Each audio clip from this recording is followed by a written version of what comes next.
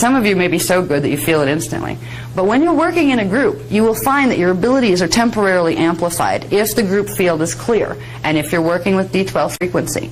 Everybody is helping to bring more little bursts of D12 into the room that's helping everybody else next to them. One of the things that we get so tired from, if you wonder why we kind of run off and disappear for a while after we've been up here, even when I'm doing all the talking and my frequency is coming out my mouth, we're both transmitting frequency. We're holding a field that helps in the learning process, that'll help you guys to whatever processes you run. It's helping you to absorb the information right now. And by the time we get done, we are so tired. We would have been tired if we just stood here and smiled at you and didn't say anything, because we're running frequency. After a while, you'll know it when you're running frequency. And you'll know it especially right after you stop. Because you climb up and you almost notice you don't really notice that you got up into a higher frequency space, or you're actually running current. But when you notice it is when you stop and you go back to what you had before you started running amplified current. You start getting this like droopy, tired feeling, and you might feel like your knees have swelled out to about here, and your feet hurt. I get it in my lower half all the time, and it's just the body is getting used to it. You can blow your frequencies open and run the frequency. But it's like exercising too much. For one day, did you ever go like out and jog 5 miles after you haven't even ran for like 20 years? Day 1 after the fact, you're going, ow. Day 2, you're going, oh. And day 3, you're like this. You're in atrophy because the muscles were not used to that much energy running through them. Well, the same thing happens when you begin to run frequency, and it seems to be the legs and like the lower part of the body, which is key to the lower strands and the lower chakras, that has the hardest time adjusting. So at first, if you don't feel like you're running something, keep doing it. Eventually you will feel those currents. You need to build a critical mass. If you happen to be one of the lucky ones and you get to start feeling it as soon as we start running the exercises, as soon as we learn how to run current, and you actually go, wow, yeah, I'm feeling it, cool. That's good. That shows you have some strand activation that is a little bit advanced compared to people who can't. That doesn't mean anybody's better than anybody else. It may mean that the person next to you that can't feel anything today is going to run loops around you by the end of the week. It doesn't matter. It's not a competition. Okay, so I want you to know that and know what to expect when we start to run frequency. There's a lot of different effects. It's not something that's going to hurt you. The only 2 things that seem to make people kind of go, most is, one, I can't feel anything. Another is, I can't see anything yet. It's like I close my eyes and I try to visualize, and I'm really concentrating on visualizing, but I'm not seeing anything. The first thing you'll start to see when you visualize is nothing. You will see what I call see-feel. This is where it starts.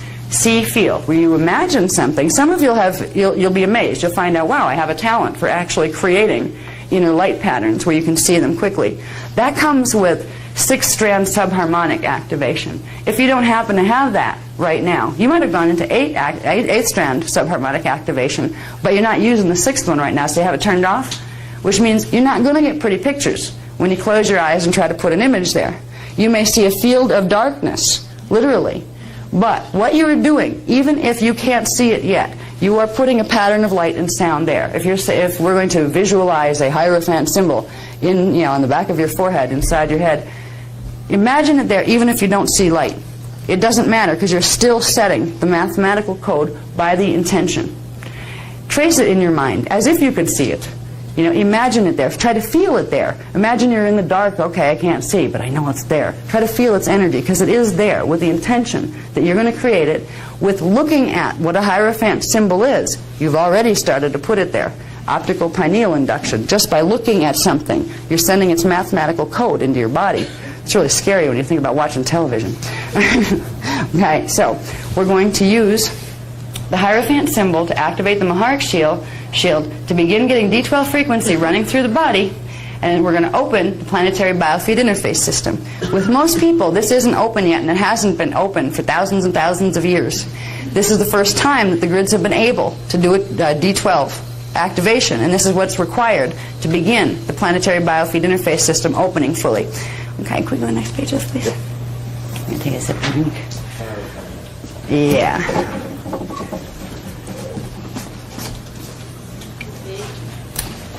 That's page 5-7.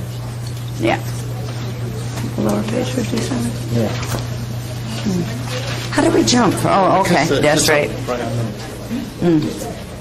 Yeah. If you're wondering why before we were on page 100 and something and now we're on page 57, it's because the second series of numbers that go on the top upper right-hand page of the page, they go with the presentation milars. Okay, so some of them we're actually pulling from before and after, so they're from the sequence is different. So it's not a mistake. It's just the fact that some of them we're using the upper corner numbers. So we'll just tell you the bottom page numbers because it's easier to find them in your text that way. Yes.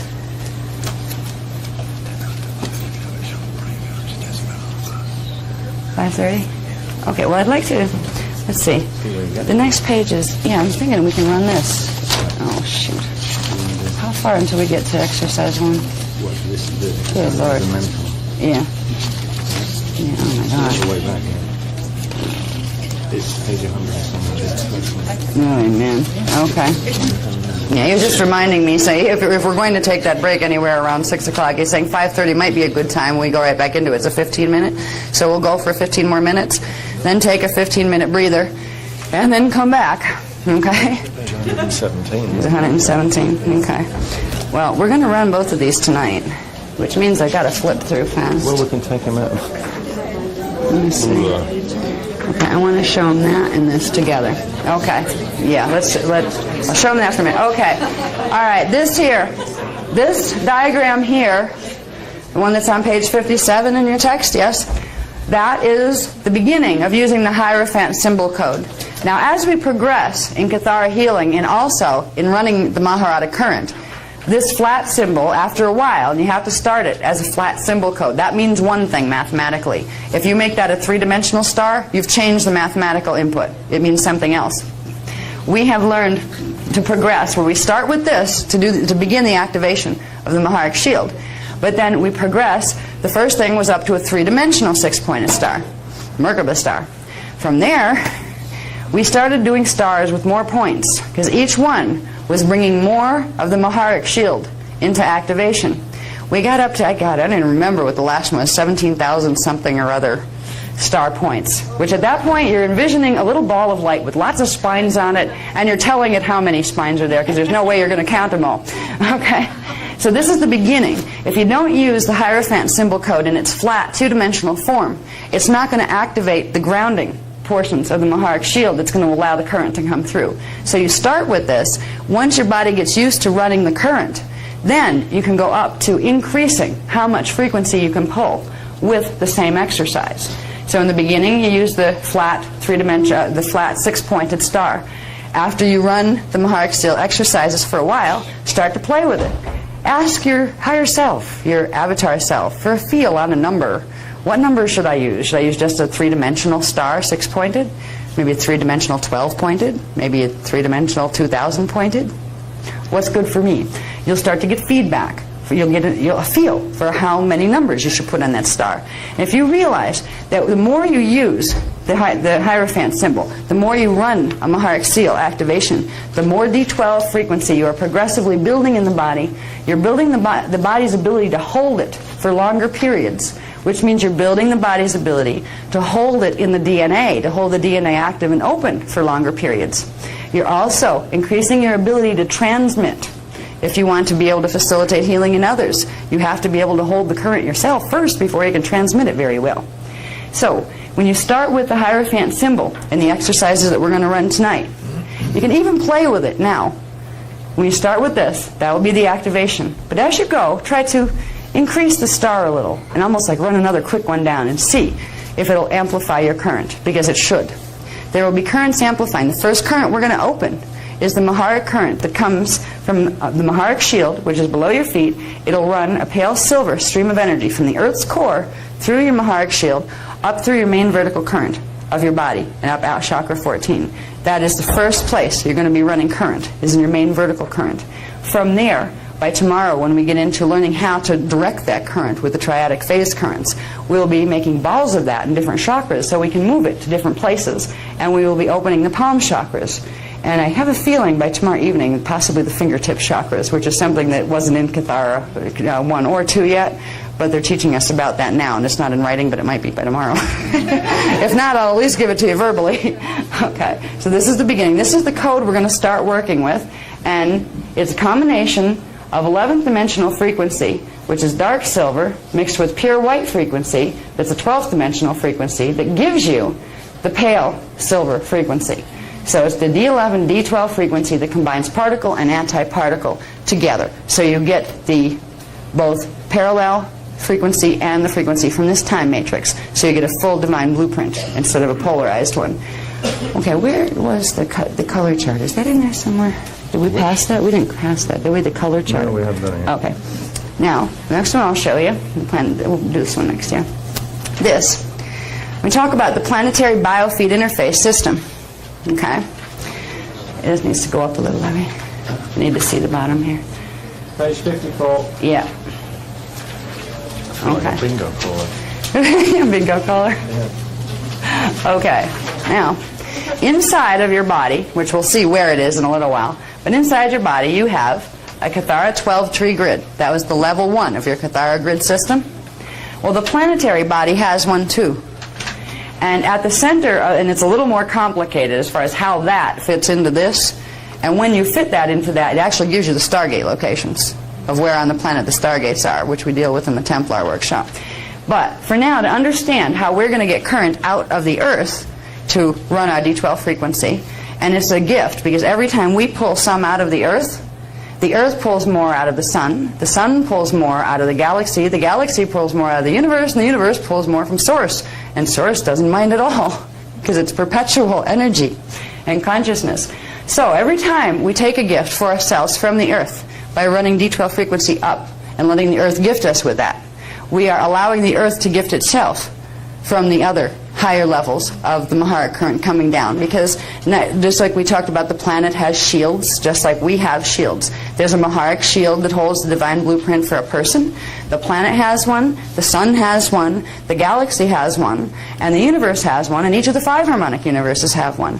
The process of getting Source's consciousness and energy current coming in is the process of literally feeding it down from the bigger ones through into the smaller ones. So as we bring into ourselves and allow ourselves to receive, we are also allowing the planet to receive, and the galaxy, etc., etc. So it's not that we're taking something. It's not that we now owe somebody something because we took something and it might make them have something less. A lot of people think, oh, I shouldn't take from the Earth. I want to give to the Earth. I don't want to take from the Earth. You will be giving to the Earth by allowing the Earth to give to you. This is a principle that also applies in human relationships. A lot of us, especially more spiritually mature people, have gotten into this space where they're not takers anymore. They don't run around trying to take energy from people. They do the opposite. They give and give and give and give, but they actually buffer and don't allow themselves to receive. Oh, no, that's okay, I don't need that. No, you keep it, you have it. You know, to the point where you don't have what you need. You ought to be nice to have that, but you're so conditioned to tell yourself that you don't deserve to have it, you don't let yourself receive. You're actually blocking a flow of current that way. You're blocking the universe from feeding you, just like if you tell the Earth, no, I'm not going to let you give me D12 frequency. Well, that frequency is going to sit in the Earth grids. It's going to sit there, and it's not going to let the Earth pull any new refreshed current in. If we keep the circulation going by allowing ourselves to receive as well as to give, including when we're dealing with the Maharic seal, allow the Earth to give to us. We are doing the Earth a favor by allowing it to give to us, and we are doing ourselves a favor if we allow other people to give to us, but we're doing them a favor too, and vice versa. So we can understand that flow of energy. They were all meant to have a perpetual supply, and you get it by giving it and allowing it to be given to you. Whenever you block the flow on either end, you create energy blockage. So here we have the planetary biofeed interface system, the stargates of the planet, through the connection of Stargate 1 to Earth core, because we're going to be connecting to Earth core, where the first Kathara center in our body will actually pick up frequency from the first Kathara center in the planetary grid. This happens through chakra 13. Our chakra 13 is located in the Earth's core. Everybody's is located there. It's where we connect to Earth's planetary shields, the Maharic shield and the smaller shields. That is the feed line that we get our current through, that we get our higher dimensional current through, or even our 3-dimensional current. So what we're going to do is open this circuitry here. When we begin the processes of activating the Maharic shield and using the Hierophant, The Hierophant mathematical code will be sent down in the body through the chakra system and down in to stimulate our Kathara Center 1. Our Kathara Center 1 is located in the 13th chakra at Earth's core. So we're going to open this part of ourselves and allow the full set of frequencies that go with that to start flowing through. Right now we only have about a third of those frequencies flowing through. It's one of the reasons we die so young. Our races die so young. We were never designed to die in the first place, but not even 75 to 100 years. This is really bad. I mean, even in the biblical days they lived to be 800 years old, and they really did. So when we begin to open this is the key, this link between Kathara Center 1 and the planetary grids and Kathara Center 1 in our own body grids. Because it's through that link that we can begin to pull more of the D12 current into our body.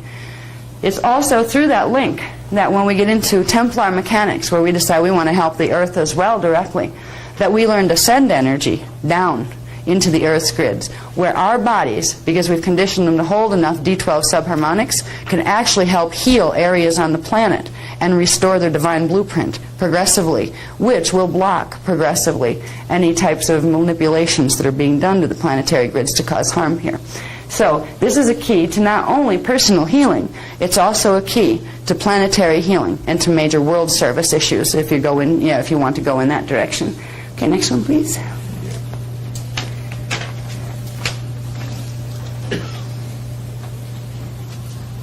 Okay. 104. Yeah, 104. Now, and I'm really hoping before break we get through that. God knows how many pages it's going to take to get to where I'm dying to show you where your Kathara grid is in your body, because that's the fun part. It's kind of like, okay, where is it? It's like, okay, I've got one. All right, I want to run this current. Where is it? How do I do it? Where's my Maharic shield? Let's go. I know. I feel it. 3 frames away. Okay, well, I want to keep them in sequence, though, because then they'll be like, wait a minute, what did that mean? That's because we skipped 4 pages. I don't want to do that to you either, so we're getting there. Okay, now, this part is important also because it gives us an idea of what we're supposed to function like and what we'll progressively be restoring in our own body template, but also bringing back to the race. As we heal ourselves, we are doing a great favor to the human race and the indigo race on this planet. We're bringing back a potential that was almost lost and outbred, genetically outbred from this race where it couldn't be regenerated. We are regenerating it, so these potentials come back. Now, growth through time. You remember, time's all happening at once. So why does it seem like we start out as fetuses and then we grow to be children? We become babies and then children and then grown-ups and then die and fall apart. Well, why do we get this image if it's all really happening at once? Growth through time is created through frequency accretion. Accretion means bringing in, drawing in to the self. In this context, that's how that word is used. Frequency accretion. Drawing frequency bands from the dimensional unified fields of consciousness into the personal morphogenetic field, which expands the personal morphogenetic field. All right, what we're doing is turning on more flashlight sequences in our templates, which gives us the same. What that says is drawing frequency bands in. What does that mean? We're pulling them from here to here? Not exactly. They're already in here. We're turning them on. We're turning on light bulbs. The more light bulbs you turn on, the more hologram is projected. We move through time, and we start out with a very little bit of light bulbs on. A very little tiny bit at conception. There's a very little tiny bit, little spark of light. A light bulb turns on that allows for a D12 current to anchor, to give it a divine blueprint, so an individual can happen. From that point, that fetal body, that conceived body, has to expand itself. It has to be able to hold multiple dimensions of consciousness before a being can actually live in there. Many miscarriages happen with baby bodies that there was something wrong with the genetic combination of that particular conception, where there wasn't enough frequency. The body couldn't hold, the little baby body or the fetal body couldn't hold enough frequency to allow the soul to put an anchoring rod of frequency into the body. Fetal integration process is the process by which you, as an avatar, and as an oversoul, and as a soul, and as a being with a part of you in D3, anchor your consciousness into a very specific mathematical template that encodes your scalar grid, where your consciousness is stationed, into a very particular biological orientation. On this side of the fence, that's what's happening on the non-manifest side that you don't see here. On this side of the fence, what you get is a fetal pattern, which has a portion of the DNA template from the mother and a portion from the father. They get put together and melded into a new one, and it's into that new pattern that at first isn't a separate person yet. Okay? When conception occurs, that is not an individual yet. It is the potential for an individual. At that point, the soul has not anchored. No soul, no Christos has yet anchored itself, put down literally a rod of frequency to anchor into the first of the first 8 cells. The first of the first 8 cells in cell division, when a zygote is formed, they hold the potential for soul integration, which is fetal integration, the process, bless you, of an individual life choosing that body pattern to grow it to be human. This means that no matter how much Catholic Church wants to tell you that life starts at conception, they're wrong, because it can't within the natural laws of physics that apply to the formation of body forms in the hologram. Because if you tried to do fetal integration right at the moment of conception or right after, you'd blow the pattern apart, because the frequencies involved, the 12 subharmonics, need time to fill out in the form by using the template that was inherited from both mother and father. So what you really have is part of the mom and part of the dad are growing a shell. The shell has consciousness. It has body consciousness. It has part of the mom's consciousness and part of the dad's consciousness. But it's not an individual yet. It doesn't have its own soul that came in for its own purposes. This is also where you end up. The sins of the father and the mother get passed down to the child, because that part of the mother's consciousness and part of the father's consciousness that get totally embedded in the gene code that starts the body that we integrate into, we take on a part of their miasms, or the part of their DNA template that are twisted. This is why so many times the issues that have been in our parents' life that were never resolved, we end up like the next generation, and we take a layer of it off, and then our kids take another layer of it off. So we are literally trying to heal. We heal the generations before us because we take on what's left that's still messed up in their template. Now, there were cycles of growth. Growth through time is the expansion process where that little tiny zygote body, that little tiny thing that's going to be a fetus that's not yet strong enough to hold a soul, begins to expand, which means it begins to draw frequency into itself. It has a Kathara grid at conception. That Kathara grid was inherited from both sides, the mother line and the father line gene code.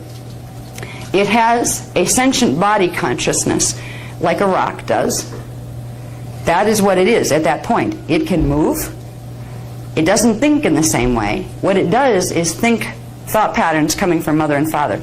It actually still has an energy connection to mom and dad. So what the baby thinks before fetal integration is not the baby's thoughts. It's mom and dad's thoughts from the subconscious level.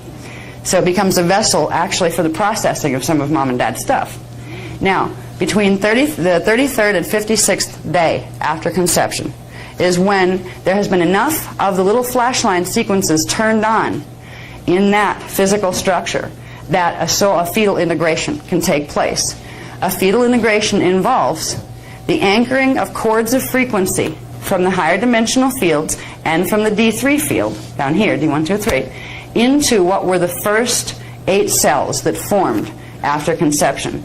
They are the anchoring rods for 12 currents of frequency. And the first one to come in is the Christos spark, a D12 spark of energy that sets a divine blueprint within that individual. At that point, a silver cord starts to form, a pale silver cord that literally runs through the biofields and connects you to your D12 Maharic shield template. The Maharic shield manifests below your feet, but the silver cord looks like it goes up through the universe, because it does in the spatial relationships of the hologram. Once that happens, that is fetal integration. That means somebody decided they want to live in that body. Somebody's going to inhabit that baby body. It's going to become a person. If fetal integration doesn't take place, after a time, it will become a miscarriage. And that doesn't mean that a baby died. What it means is that there was something in that particular vessel, or agreements that were made, that maybe there was a person who wanted to come in to that, but maybe there was an arrangement made with the parents that this was not the right time.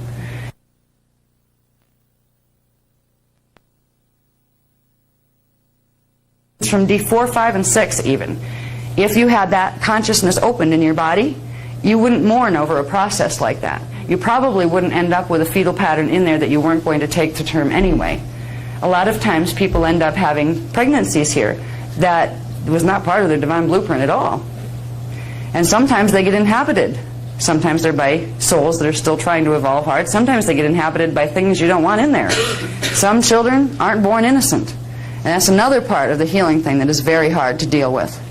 I mean, did you ever see the show Rosemary's Baby from way back? And you know, people are like, oh, isn't that terrible? That can never happen. You know what? It does happen.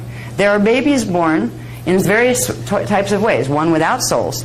Some actually never have anything connecting directly in to do fetal integration, where they actually integrate with the DNA template, but they may have a fallen angelic overlord play with it and keep the body systems alive so they can use it as a vessel of harm.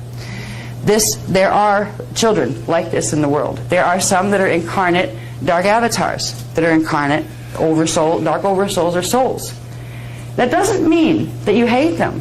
It doesn't mean that you say they're bad, they can't be fixed, because they still have a little leeway before they can get all of their meanness into body, that you might be able to help them make a link to the Christos. And if you can, by helping them run D12 frequency, you might get their original avatar before they got twisted. Their original divine blueprint self will anchor the body for them, and it will take over, and you can actually, a child that started out as somebody who came in purposely to do damage, can actually be turned around and put back on a Christos path. Sometimes it can't be done. Now, it's interesting, growth through time. As that little baby fetus pattern expands to where it can hold a consciousness, and that expands to become a baby, and that expands out to birth itself into the world and become a child and then grows up. This is a process of frequency accretion, which means we're bringing more frequency, piece by piece, strand by strand, flash line by flash line, into the body hologram. And it's filling out the hologram and making it bigger as we go along. That's why when we have 12 strands activated, we're much taller than we are here. Our bodies are much bigger. There's also more space between our atoms. So there were specific growth rhythms that were natural for a 12-strand being that constituted age lines. These, when we look at this here, it says the Kathara grid is functioning proper. When the Kathara grid is functioning properly, there are set morphogenetic field expansion periods within the linear growth cycles of the human body. What that means is, when the DNA and the Kathara grid beneath it are working the right way, there are stages of growth that specific levels of integration will take place. Fetal integration is what starts the new life. Then at a certain point, soul integration begins, which means strands 4, 5, and 6 would turn on, and your soul consciousness would fully embody.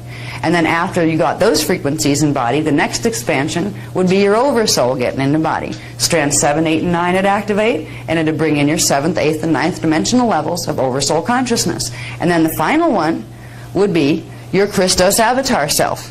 Now if you're an indigo, there's even more after this. But as a 12-strand human, the next and last phase of expansion would be becoming your immortal self. This is how it was supposed to work, where you would get your strands 10, 11, and 12 activated, and you would be running full 12-dimensional consciousness and frequency.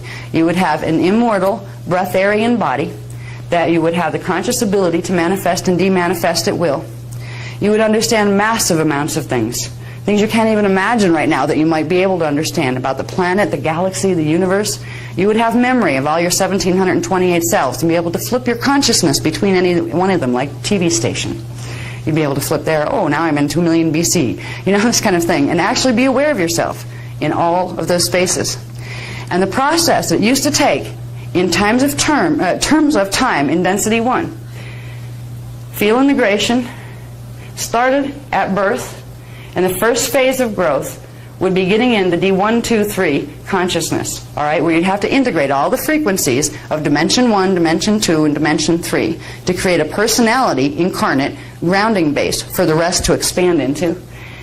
Between ages 11 and 12 chronological years, using the year system, the time translations we have now, by 11 or 12, fetal integration, the whole process of personality integration would be done, and the next harmonic integration would start, which means harmonic 2 integration would start at age 12 and go to age 22, and it would be soul integration. That's when the soul would begin fully experiencing and expressing in the body. We're going to go into a fourth, fifth, and sixth dimensional consciousness.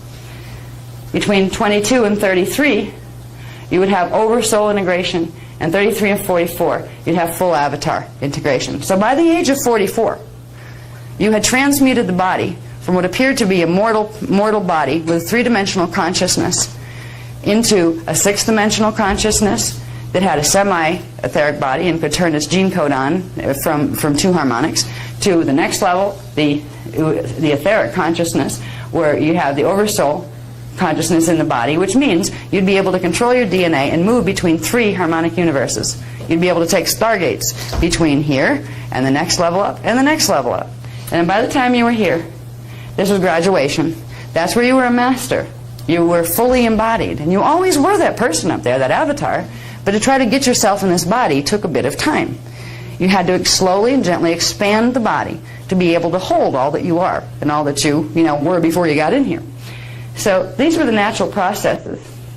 If the Kathara grid's working properly, the body does not die, but rather progressively transmutes into progressively less dense states of matter in an immortal body form via the accretion, or the pulling in of the frequencies, of four harmonics of frequency.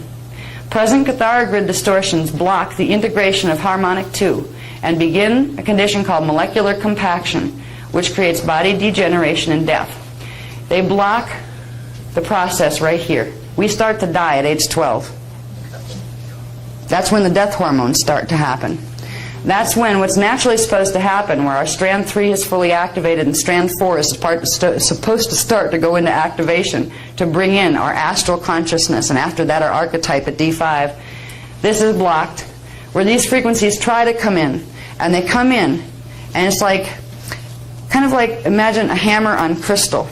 If our DNA templates, or the lower strands, or all of the strands, are crystalline structures, and these higher frequencies are coming in, and they're supposed to have receivers that are ready to receive them here, that allow natural expansion.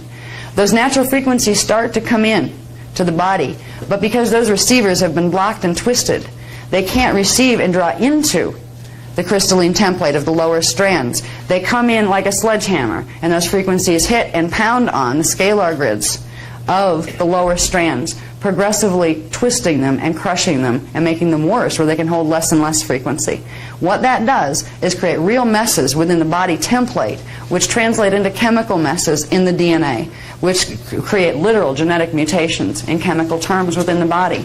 And it sets in motion a series of chemical and hormonal transactions within the body that create progressively toxic chemical combinations in the body. That's why we get cancers. That's why we end up with heart disease. That's why the sicknesses that plague our races, they start here. We start to poison ourselves at age 12. When we begin to reset the imprint for health, we begin to change this process. And it's not something you fix overnight. It's like running your heart sealed 3 times and cancer goes away. I wish it were that simple. There are levels and levels of frequency distortions, template distortions, that have built up to create conditions that we call illness now, that are illness in our bodies now. But understanding that the beginnings of healing are beginning to work with resetting the original divine blueprint, that's our saving grace. Then we just have to learn how to, okay, we know how to set the divine blueprint. Then, how do we expedite the process where it gets into the layers that need it most? And that's what we're going to talk about tomorrow evening, the new stuff that we're giving. It's how to expedite the processes we learn with these processes. Okay, this chart on page 60 just gives you the rundown on the levels of self that are supposed to come into the body, the natural processes, the original human genetic imprint, personality integration, which is called telluric integration. Remember the telluric shield that goes with the elemental kingdom in D1, 2, and 3? That's called telluric. Density 1, telluric.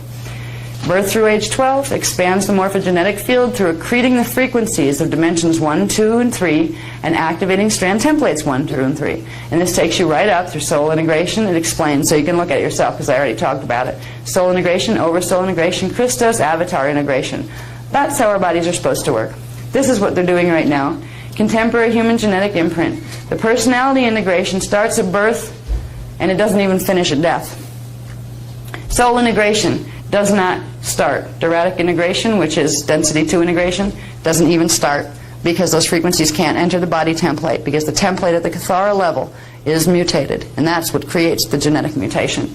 It's not that the genetic mutation itself does not create the problem. That is one of the symptoms of the problem. It is the Kathara grid distortions that are creating the genetic mutation itself. Oversoul integration, don't get to do it.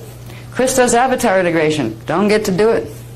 Blockage. Deterioration and death of the physical body occur rather than progressive frequency accretion for cellular transmutation and dimensional ascension. So in other words, we die instead of ascend. We become mortal and finite instead of the joyful avatar beings who are immortal and eternal. It doesn't change the fact that we're eternal. We are eternal, but our bodies haven't been. We can begin to change that process and bring the process of immortality back to this race.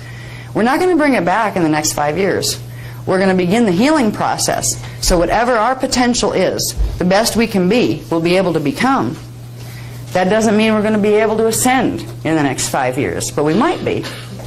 There's going to be a lot of opportunities that you don't get every day popping up in the next 5 or 10 years. Yes? Okay, yes, question. When is the personality coming into the fetus then? Is that still in the womb, or is that at birth? And what happens with abortion? Okay, I was going to go there, and then I didn't. All right. The first part of your question was at what point do you come in? Do you do fetal integration? After anywhere between 33 and 56 days, you can. Now, at 33 days, the pattern knot may not be ready yet. Might have to wait till 56 days till it fills out enough, but it should be able to hold your consciousness by then. Then it's up to you. Then you have the choice as an incoming being who's incarnating into that form. You have a choice as to whether you like hanging out with mom, or you have better things to do, or you can't stand the person and you're just clearing the karmic debt here, where you might come in 2 minutes after birth. Right? Sometimes the soul will hang around in the astral level. It has to anchor to some degree so it can begin feeding more energy to the fetal pattern and the baby pattern to keep it alive. But many times it will be an overshadow, which means it hangs out in the fourth dimensional frequencies, and it sends frequencies down in and puts tap rods in. It's anchored itself in, but it hasn't fully integrated into the DNA template. So it can still run around and float around and remember it. Because souls, when they're incarnating, remember, at that point you still remember that as soon as you get into that body, it's going to be lights out. You're going to forget who you were, and you're going to start all over again as if you never knew yourself. And a lot of us will do that as late as possible in the process.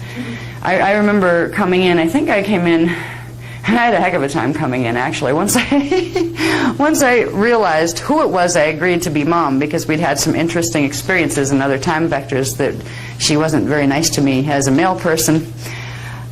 Terror was the first feeling that I had. Oh no, not that one, right? And I remember trying to run back out of the body. When you do fetal integration, you kind of feel what your perception will be is something like spiraling your consciousness down through what's the crown chakra at the top of the head, and you progressively expand down in and anchor into the lower chakras and into the DNA template. Now I remember getting about down to here, to the astral level, and going, oh no, I remember that one. I know that person. I don't want to do this. I don't want to do this. So I tried to spiral back up the other way. Where I tried to reverse my spiral and crawl back out, and I did. I got myself back out, and the crown chakra started to close, which meant the baby body would have died because it was going to drop in frequency. So I had a little help with people who knew I was contracted to do some stuff this lifetime, where they actually opened the seal on the fourth heart chakra, the baby body, which usually doesn't open that young. And they literally ripped it open and threw me in. and stretched me out and said, there you go, you're in. So we each have a different story as how fetal integration went for us. And it's fun when you start to realize you have this memory with you, that you can begin to access it. Because a lot of us has terrible pain associated with it.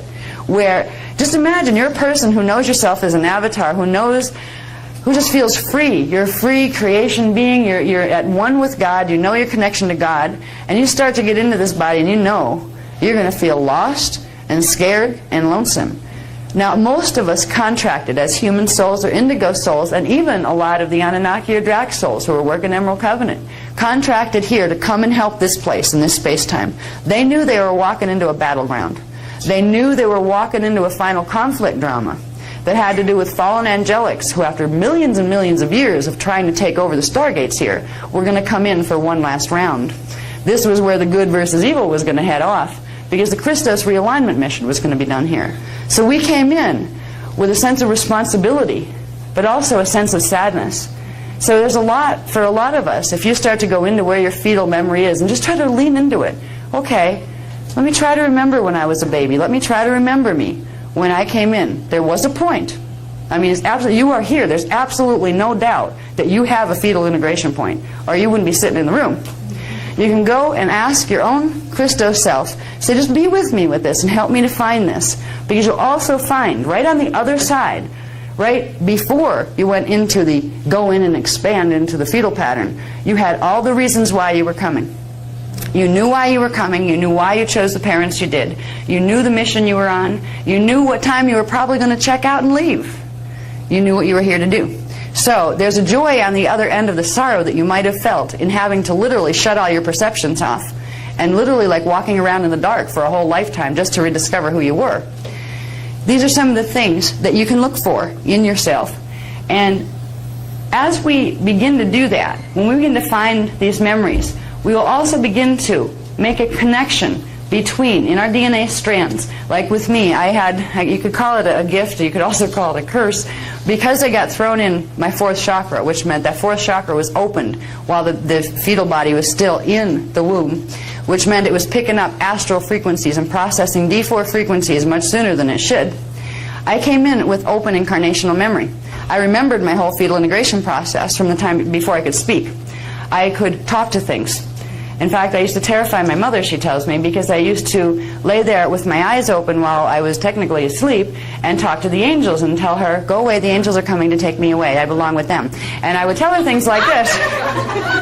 You know, I could freak you out when your kid, kid is like just learning to talk, and these are some of the things, and it's like staring out into space wide awake while it's asleep, you know. So, you begin to get fetal integration memory when you activate fourth strand. So it's not something you have to wait till 12 strands are activated to get. If it's too traumatic for you, you will find a part of yourself isn't letting you have it yet. If you can't remember it and you're looking for it, there's a trauma there. It may be a trauma that had to do with who your parents were this time and why you chose this situation that you're not ready to handle. But if you're looking to really want to know, it will be brought to you, and it will, your own higher consciousness will help you to have it. You can find out amazing things by remembering who you were right before you integrated into the fetal pattern. Okay? There are other levels of, like when soul integration was supposed to start at age 12, there is another probable reality field that is quite far removed in frequency from this particular time matrix. But it is a reflection of this time matrix in which things did not go wrong. We have parts of ourselves in that matrix as well. And they give us strength and they send us strength. So somewhere you have an age 12 memory where you actually were able to do soul integration. That implies in that line of probability all the way up to age 44, there's a 44-year-old self around there someplace in a planet that's similar to this that evolved different, that has fully embodied as an avatar. You have a self that fulfilled the divine blueprint pattern, but it is not in this time matrix system, but it still exists in the cosmic matrix, and you can make a link through your knowing that it's there and through your own DNA to help it send you frequency to help sustain, just like we can help you sustain an activation in the DNA because we transmit frequency that we have in our bodies. They can help you too. They're aware of you. Those levels of self are aware that our levels of self are here. So anyway, we'll move on. These are the 4 natural cycles of morphogenetic expansion. Just so you know as far as what that is. Oh, anatomy.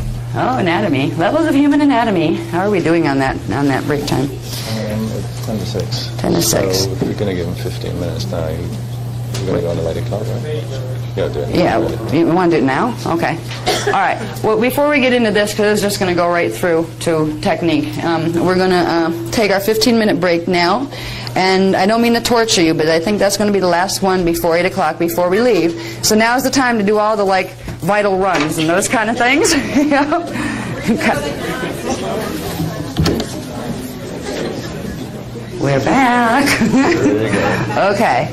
Now, remember yesterday I told you about how once in a while we'll pick up the pace and like the flash lines start to go faster and I start to talk a lot faster and we start to kind of like cruise? Well, we're going to try to do some of that tonight because before we leave, I want to get you through enough of the theory where what we do makes sense, and I want to get you into 2 techniques tonight. So you can work with the first 2 techniques. So when we come in tomorrow, we can get into opening the triadic phase currents. And first you have to learn about what they are. And first, before you know any of that stuff, you need to learn some basic things like where are all these good things in your body? Where is your Maharic shield? Where are your other shields? Where are your Kathara grids? Those kind of things. So we're going to go into that now as far as the anatomy. The graphs are in your book. Everything you'll see up here is in your book, so you can study it on your own. In fact, this can be used as a correspondence course. A lot of people that can't get to workshops actually just literally try to learn all this stuff with the book and whatever. We have one of the videos from a workshop, you know, with the package. So we're going to go through this. I guess I'm going to do this myself for now. All right, I'm going to go over this real quick, and then we get into the fun graphs. This is on page 105 in the book. The graphs that we're going to use right after, the first one is on page 64. So I'd suggest going to page 64, and I'll just read off some of this to you. You don't need to look at the words right now. Whoops. It's the bottom one. Most. Okay. The Kathara grid is the core holographic template upon which the human body and consciousness enter dimensionalization in order to experience manifestation. So it is the Kathara grid that your consciousness first anchors into the dimensionalized system so you can participate in a hologram. I'm going to answer one quick question that was part of a question. I forgot the other half of it by the time we moved on through the first part.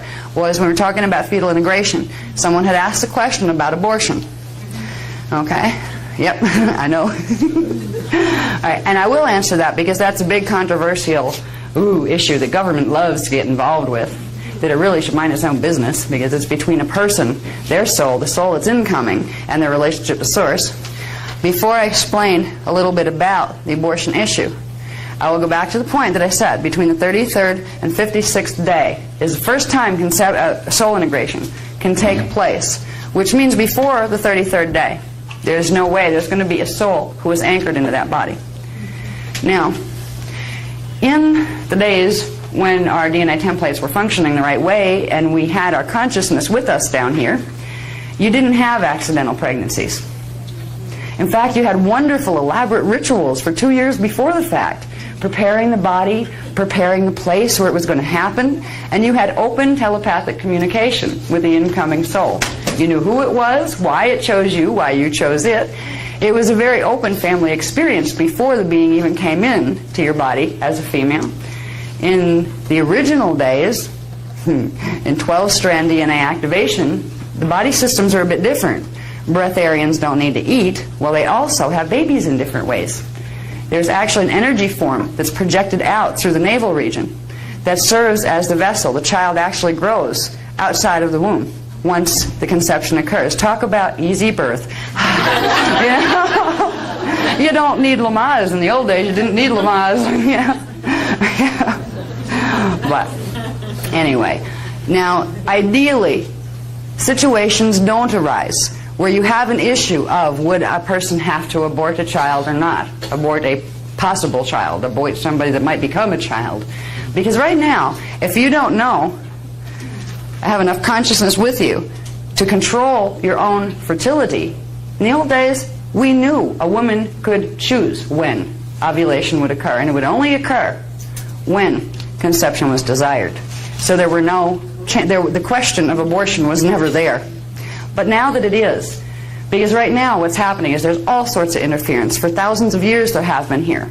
There have been babies born here that aren't human souls, that didn't belong here in the first place, that were created because humans got messed with by fallen angelics and guided into conception relationships that shouldn't have happened, that weren't part of their divine blueprint, in order to have fallen angelics incarnate part of their soul matrices into the human.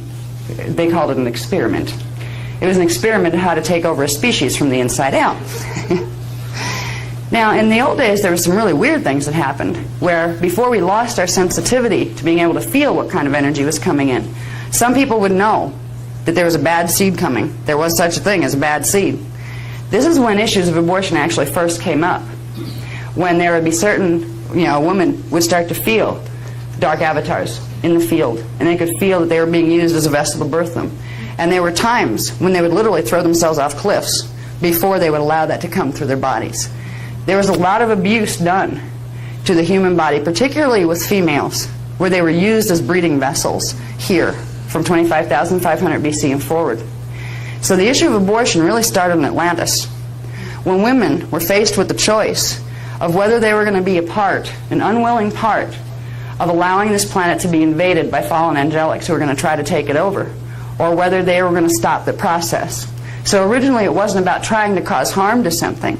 It was a decision that was made to try to prevent harm from happening. Abortion is a strange issue nowadays. The same issues are going on, but it doesn't mean you go out and drown your baby because you think it's bad. We're way beyond being able to work in that framework, and that's not the right way to do it either. Because at this point, whatever's coming in, even if it might be a dark avatar, there are ways you can try to help it connect to its Christos. Because before it became a dark avatar, it first was a founder. It was a founder's race being that has a divine blueprint. So in this state of consciousness that we have grown enough to where drastic measures should not have to be taken. Now, when it comes to abortion, God doesn't get mad and punish you if you're a woman who has an abortion for whatever reasons you chose to. Many women have abortions because they don't know how to control their fertility. Because it's only been recently, in the last 30 years or so, we've actually had chemical options to try to control it, and then we have the Catholic Church telling us we don't dare use them because God's going to get mad. Well, the only thing that's going to get mad, if a woman decides they don't want to have a child, and ideally the decision's made before the conception happens, so you don't have the issue of abortion to deal with, the only person who gets upset with a woman having a free choice to not be a breeder are fallen angelic races who want to get as many of their little bodies on the planet as they possibly can in order to have an army, a fleet of consciousness here in physical form for when the stargates open. There have been breedings going on for 25,000 years to make sure there was a team, a little army that would represent the fallen angelic sides here in human form. Now the issue of abortion has two aspects to it. One, nobody has the right to make a decision for a being. A woman carrying a child here, that's a big soul obligation, contract, responsibility thing. No man has the right to enforce it on a woman. No government has the right in the Christos to tell a woman what that choice needs to be. However, the male person that helped to conceive the fetal pattern does have a say, where a woman should realize just because it's in their body, it's also a part of the gene code and the consciousness of the male that helped to create it. There's a responsibility factor for both people toward the new pattern of potential life they've created and toward each other and treating each other with love and respect. If a guy wants to have a child and a woman doesn't and pregnancy happens, there's a dilemma. There's some big, deep soul issues that they need to work through together. But if it comes down to the physical, technical aspects of abortion, there are some times when it doesn't cause any damage. If fetal integration has not occurred, what you are doing is the same thing as removing a piece of living physical tissue from the body, such as when you get an organ removed. Except it's not even quite as much a part of your own morphogenetic field yet, because it's only a small, new potential for life. You can have an abortion as a woman without creating karmic consequences, but only if fetal integration has not occurred.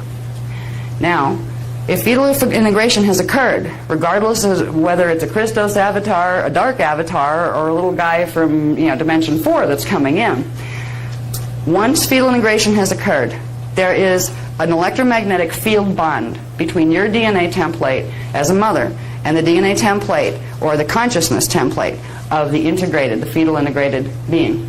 That means if you get rid of the body pattern that it's trying to anchor into, it's stuck in your field. If it's stuck in your field, that means you've literally taken on its whole karmic imprint, whoever it is. It also means that while that other consciousness is stuck in your field, it's stuck and you're stuck.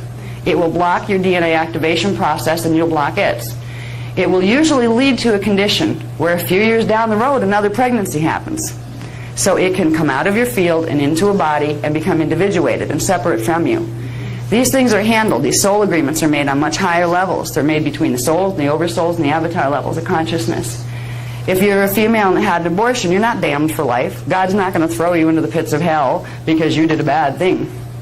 Here it's very frustrating because we don't know when the point of fetal integration has occurred unless we are able to establish telepathic rapport with the person who has their eye on that fetal pattern. That's the first thing that men and women really should do if they get in a situation where pregnancy is an issue around them at all, whether they're thinking about doing it, whether they're afraid it happened by accident. They should start to realize if they run their Maharic shield, which we'll learn how to do to bring in the Christos frequencies, they can use that stream of consciousness to go through their own avatar level and say, please help me understand what I got myself into. What is the right thing to do here? Because there are so many multi-level issues involved with pregnancy. Pregnancy has to do with agreeing to help another soul. Babies aren't little people. They're in little bodies. They're big people. We're all beings that have avatar levels, oversoul levels, soul levels. You might have just a soul coming into the body where it's not actually going to anchor any parts of its higher self. It'll have them as potential, but it might not be there to express it this life. You may have an agreement that you made in 2 million BC that in this time frame you would bring somebody through. So you don't know a pregnancy that happens by accident. In this life there is no such thing as an accident. It happened for some reason. Now whether that reason's part of the divine blueprint or not remains to be seen. And this is where learning to establish a daily rapport with your own higher consciousness through your own avatar level can help give you the guidance you need. Because there may be multi-level soul agreements that yes, you're supposed to go through with it, or yes, you're supposed to have an abortion. Even abortions that have taken place where there was a soul that came in, fetal integration had happened, and the being is stuck in the mother's field for sometimes 20 years, sometimes all through that lifetime, and it'll come through with the mother in the next fetal integration process, where literally in the next life that child will be born. Sometimes these are agreements that are made. So to be able to pass a judgment on abortion from the three-dimensional level is ludicrous. There are too many issues and potential reasons involved. When it comes to personal responsibility, when I talk to people, particularly like teens that kind of like get into the Kundalini force and it's the only thing that feels good in the universe right now, so let's like worry about it later, and then later comes a little too soon and you have to worry about it much sooner than you wanted to. What I do try to suggest to people is because it's extremely difficult to tell whether fetal integration has occurred, the best course to take is the general course of the do unto others as you would want others to do unto you. It is the concept of being harmless whenever possible. And if there's a possibility that you have created a child, it's even if you're not ready to have one, there are millions of people that would love to adopt babies. You don't know right now if that consciousness is on the good side as far as the Christos pattern or something trying to work against it. But it's not your judgment call anyway. If you've gotten yourself in a situation, you didn't get there alone, first of all. Your own soul knows why you're there. Your oversoul knows why, and your avatar knows why. It may be something that you carried through from another one of your life experiences in the other time vectors. It may be that there something happened that you were supposed to fulfill, a birth agreement, and it didn't happen. And this time, even though you're not quite ready, it's time to clear that pattern so you can move on, and so it can move on. So you might do it here.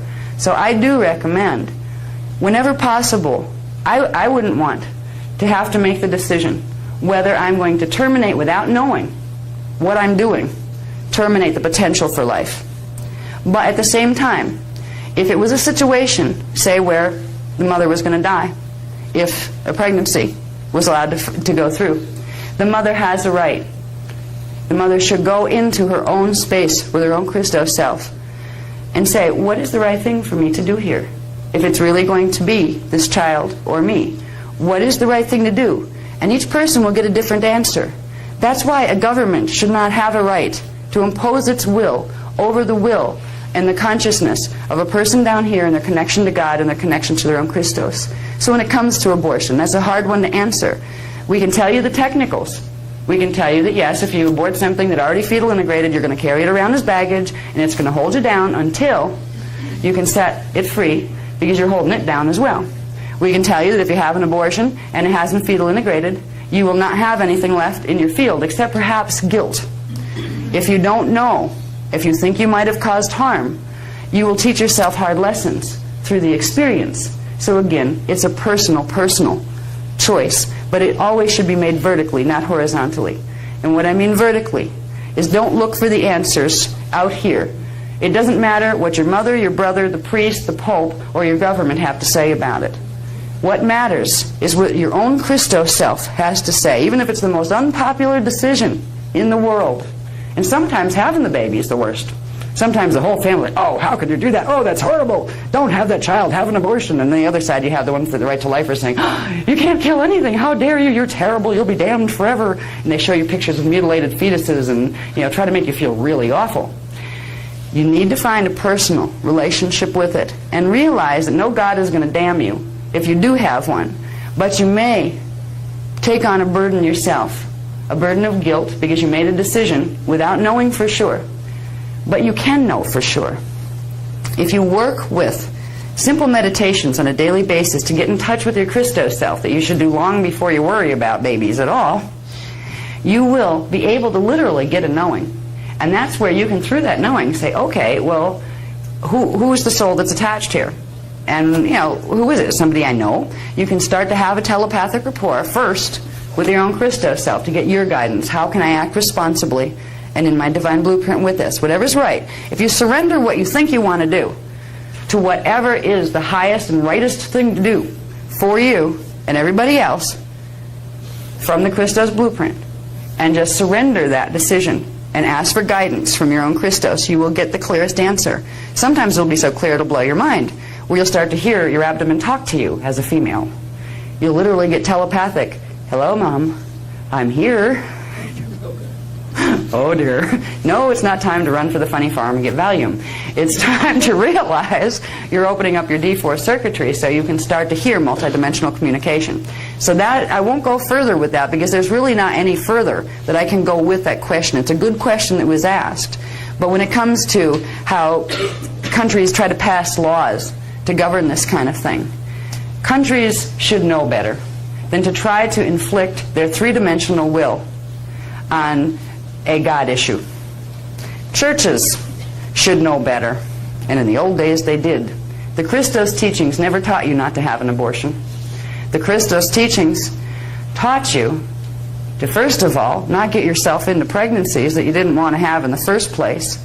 But if that happened, it taught you to run vertically and have your own personal relationship with Source. Ideally, mother and father sit down together, hold hands and say, we're going to go and let our Christos space come in, and we're going to get guidance here to know what's right to do for the baby, for ourselves, for the universe, for the divine blueprint, and they would get the guidance they needed. And if a government was acting in a Christos way, it would respect every individual's right to put God first and to put their personal relationship with God first. We don't have a society like that right now.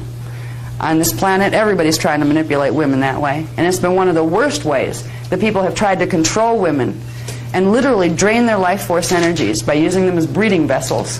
That has been going on for thousands of years. So if women are angry and don't want to have babies anymore, it's no surprise because the privilege has been abused.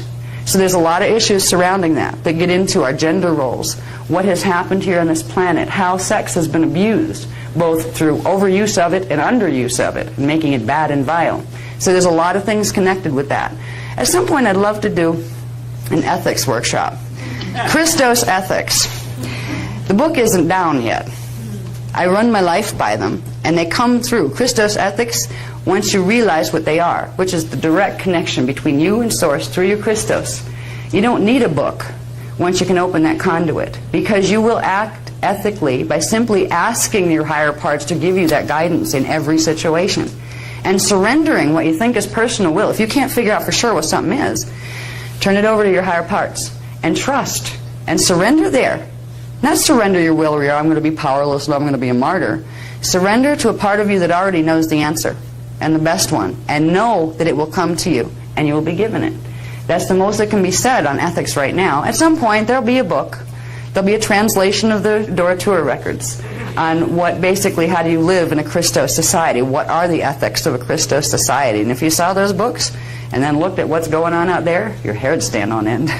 Because we are demonstrating such a severe reflection of the anti-Christos model in the way our governments are structured, the way our economics are structured, the way the whole thing is operating out there. And what's so sad is so much of it is done under lip service to Christianity or to spirituality. And lip service, if there's anything that really bugs me, I'm a very loving being and take to heart God allows. So I don't judge people or civilizations for what they do, but I can still get bugged, and I can get temporarily mad and let that energy run through. It's passion. It's not anger, it's passion. It's somebody who is acting in very anti-Christos ways, and at the same time arrogantly boasting about how much they have a right to pass judgment on other people because they're acting in spiritual integrity and other people aren't. Do you know how many religions teach you to be like that? That is lip service to Christianity, and it is an anti-Christian attitude. So when it comes to things like abortion, there are huge areas that a person has to find within themselves as far as making the decision. But when it comes to governments poking their nose into things where only the person and God have a business being, there's three people that should be involved with the decision on an abortion: the man and the woman and the incoming, all through the Christos. And if those three beings work it out together, they will find the right answer for that situation. So that's the stance on abortion. Now, off that subject and back onto body parts. Yeah, there is a relationship, vaguely. Okay. So we've heard. So we've heard. Yeah. Okay. Okay. Now this, going through this, the Kathara, level 1, 12 tree, contains the 12 primary Kathara centers and primary 15 Kathara lines. There are 15 lines that connect those 12 centers that correspond to various regions of the physical body and bioenergetic field, and which ground, anchor, consciousness into the framework of dimensionalization. So it's through that 12 tree grid and through the Kathara lines that run between those centers, which are energy flash lines, that our consciousness is anchored into our physical body. The Kathara level 2 crystal seals grid contains signets, those 3 signets. Remember, the signets go with the grid underneath it. The 12 tree grid, you have the first, second, and third Kathara centers, and they appear as 3 little dots within the first shield. Okay, so this is where Kathara level 1 grid interfaces with the next grid, where the shields are, where the energy mathematical pattern from Kathara level 1 grid, where the divine blueprint is fully encoded, come up to the next level of manifestation, into the shields grid. Okay, the signets are consolidated points of dimensional frequency. So the signets are replicas, actually, of the Kathara centers, what are called Kathara centers here. The signets hold the same mathematical patterns and are smaller versions of them that connect directly into the Kathara centers. Okay, they correspond. So say you have your telluric shield, which is your density 1 shield. That would have 3 signets in it, signet 1, 2, and 3, which are connected directly to Kathara centers 1, 2, and 3. So this is where your shields on the level 2 grid connect into the Kathara level 1 grid at the signets. The signets are consolidated points of dimensional frequency. The shields are 3-dimensional scalar wave disks that emanate from sets of 3 signets. So it's actually the signets that first come into manifestation and hold the pattern from the Kathara grid beneath it. And then from that pattern, the scalar waves expand out to become the shield. And this is where you begin to pick up your mathematical differentiation that makes you look different from the next person, from the next species. Okay, now this is the fun part where we get to see where all these things live in our body. Okay, the Kathara grid, level 1. Kathara center 1. This is page, what page is this, Letty? 64. Okay. These are the 12 Kathara centers, and these are the areas in the body that correspond directly to that grid. 1, 2, 3, 4, 5, 6, 7, 8, 9, 10, 11, 12. These are the core programming centers in the body. And when we are running a Maharic recoding process, which means the process of activating the Maharic shield in order to bring up D12 current to clear out the core template, you are going to be running D12 frequency up through this grid in the body. In your body first, and then in your client's body. You're going to do it by activating hand palm chakras, which we'll get to probably tomorrow in the morning. We're going to start with that. We'll get you up to triadic currents tonight, I hope. Okay. Now, the 12 Kathara centers, the first one is called the Earth Core. It's at the center of the Earth in Chakra 13. We also have a chakra down there called Chakra 13.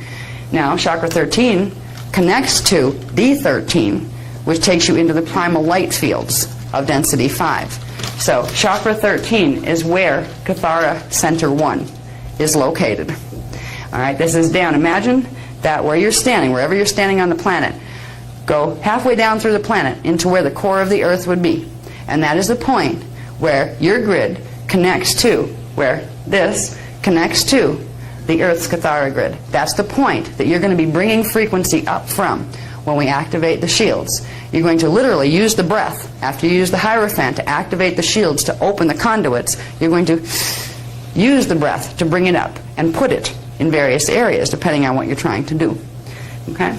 The second one is called they have different names, and again, some of the names are really strange.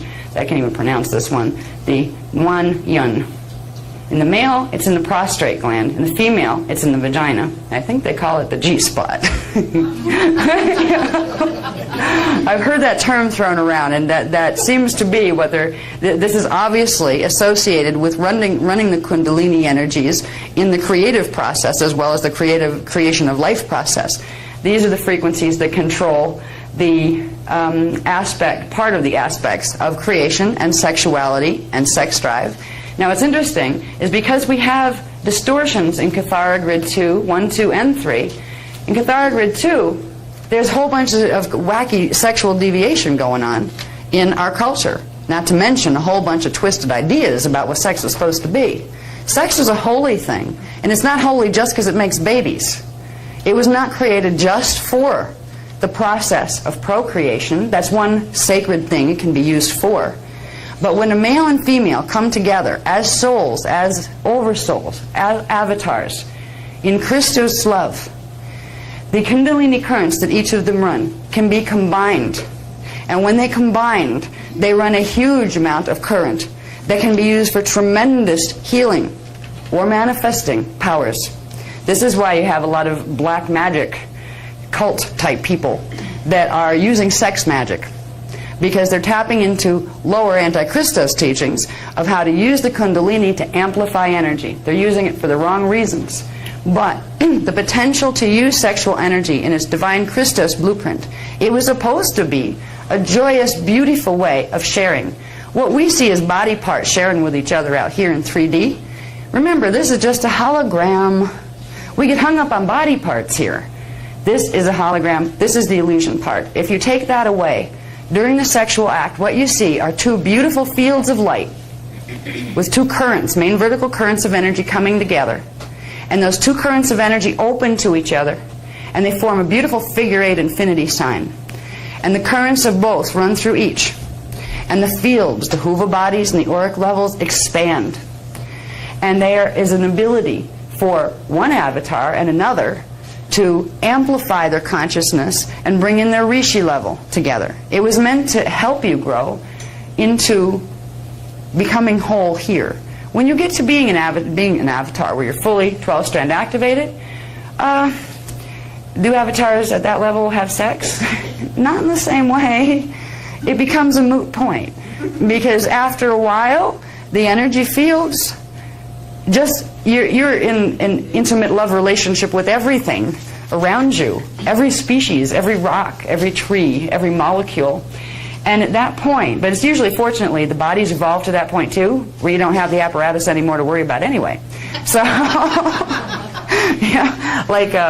gender just becomes a difference between whether you are primarily made out of part of cum units or part of chi units. Base magnetic or base electrical is really what male-female gender differentiation is in consciousness. And they are both equal.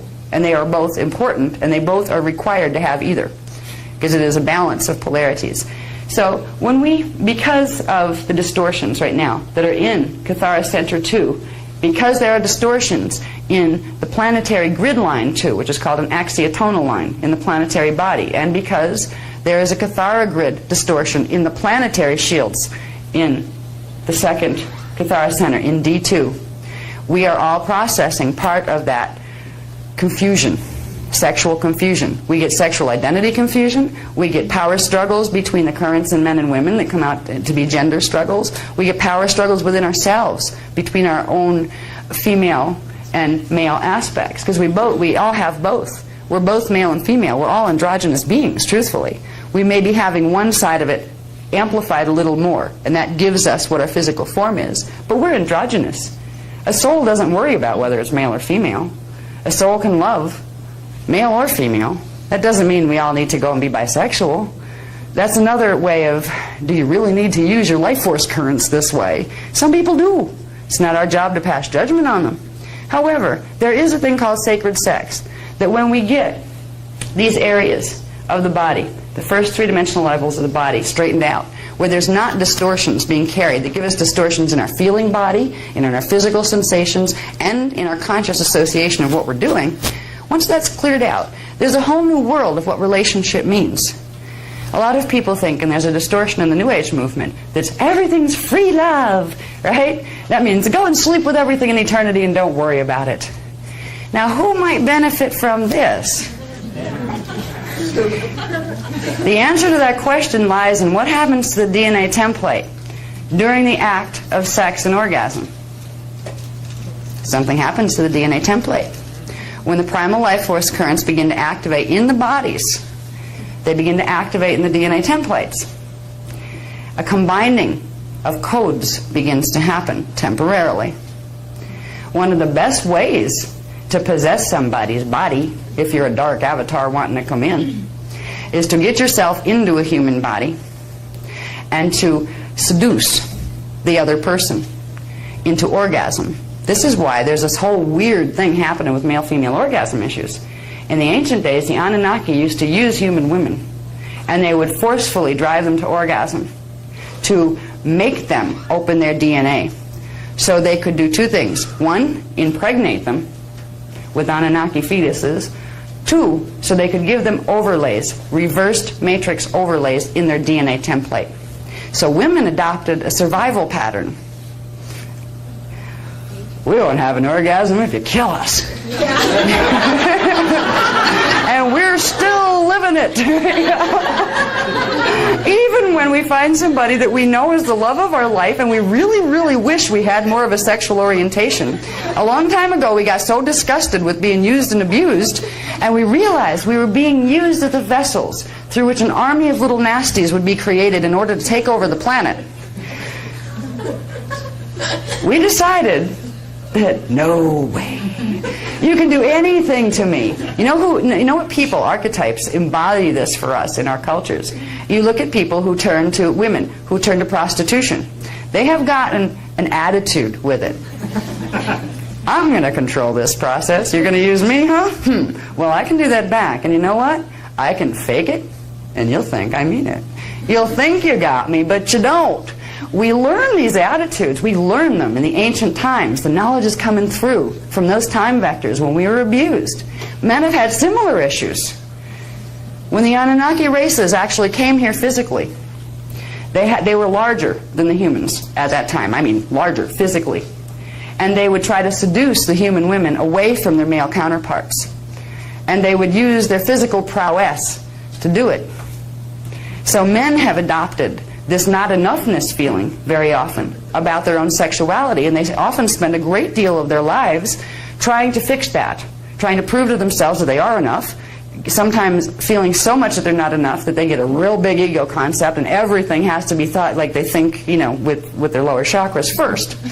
All of these distortions have come up from the events that are taking place in the other time vectors, that are taking place right now. So as we begin the healing process of these lower Kathara centers, which are connected to DNA strands 1, 2, and 3. All sorts of issues come up in our lives. We find all sorts of weird emotional feelings coming up. There may be a sense in women of being horribly violated.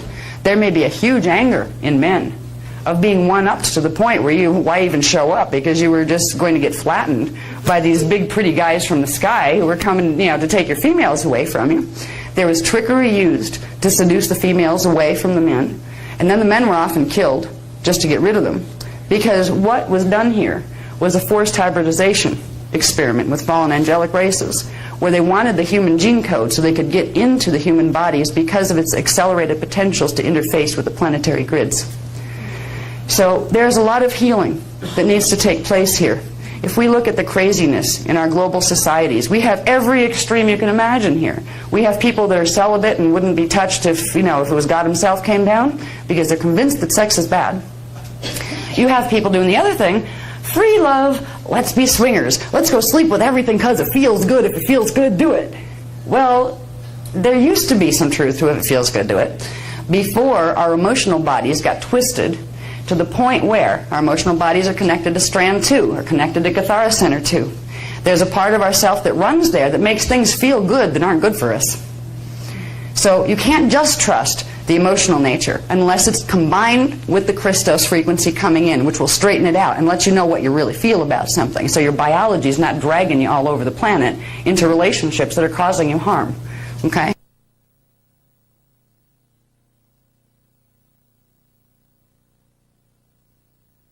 The seduction tool to harm you, because what will happen is if it can get you to have an orgasm on D4 in your astral body, that will filter down from here, from your 4th Kathara center. That program will be entered there. It'll go into 3, 2, and 1, and it'll anchor down in the physical body. So it's being used as a way to implant right now and to really mess with people right now. Now, in other times, astral sex was no different than physical sex. If it's used in the right way, it's a way that you can, well, let's say that your twin and your husband, the person you love more than anything in the world, that you have a wonderful relationship with, happens to be on another planet for a tour of duty because he's working. And you're down here and you really miss each other. Well, you just meet in the middle. We used to use it that way. These days, it's dangerous because it's being used as a tool to seduce people into opening their biofields on the astral level, which is the D4 level. Same little trick is being used by telling people, just open your heart. Those words are telling you to open your heart chakra, which is connected to your astral field. Something is telling you to just open your heart without running your Maharic seal is asking you to open yourself up so they can infiltrate your biofield at the D4 level. So right now, it's important, and there's a lot of people, there are a lot of women especially. I've heard this from hundreds of people at this point. They have been approached in the astral, often first in the dream state or during a meditation, by a being that's lovely and wonderful and beautiful and makes them feel like they just want to melt. And it's just like Adonis walked out of the ancient Greek mythology and just came and laid himself at your feet. Everything you could possibly imagine that would be wonderful to you. They have the ability, the fallen angelics have the ability to read your fields. They know where your buttons are, what your ideal would be. And right now, that's being used as a tool, and it's not just being used on women. There's also a number of men, but men tend to talk about it less, from what I've met, where they have been approached by very beautiful angels, or ETs, they'll call themselves sometimes. Particularly the Palladians, they love to do this. Palladians. That's a wonderful word that so many of us in the New Age movement have come to associate with light and love and Christos development and lip service. The Palladian matrix, we will get into in the Templar workshop more, but they are a group of Anunnaki that have a vested interest in getting into human bodies right now. And the fastest and best way to do it is to grab them in the astral, because we don't realize we have that astral there yet. And the few of us that realize it's there somewhere don't realize what it is yet. We don't realize there's really a part of our body there, that really you are engaging in something there, and what you're engaging in there is getting coded into your body down here. It's a way of being hijacked. So right now, we've been, the warning was put out by the guardian races that right now, though there's wonderful things in the future that can be explored with this potential, as far as it's not a bad thing in and of itself. Okay, having, romance in the astral on D4, or romance in D5, or romance in D7, or wherever. Romance is wonderful if it's done in the Christos imprint. But right now, because it's a tactic being used to trick us, we're being asked to save any kind of our interactions that way for 3D. If you can't meet the person here in 3D and make sure you feel good with that person really in 3D, then just tell them that you love them dearly and you want to be celibate there. And see if they still love you. Then they might try to get you to drink something instead. If you have visions where things come to you and hand you a cup, drink this. Frequency. The cup, the liquid are symbols. They're trying to get you to ingest frequency from them. This can be very, very dangerous. You might as well have sex with them. Because what they're trying to do is encode you mathematically with programs that affect your Kathara grid. So there are things that are happening right now in the world that people don't realize. I mean, it's so wonderful to discover you have an astral lover, especially if you've been like striking out here for 20 years. Where you're just, it's like no matter what you do here, you have a great relationship lasts 4 weeks and then you can't stand each other, and no matter what you do, it falls apart. Or you had a 20-year relationship where you're getting, where you don't even know who you are by the time you get out of it because you lost so much of yourself because the other one was sucking energy off you. At this point, astral sex looks good because at least you can make them go away if you want them to, right? Or you can call them in when you need them and they really come. But it's a trick right now that's being used that we can go higher.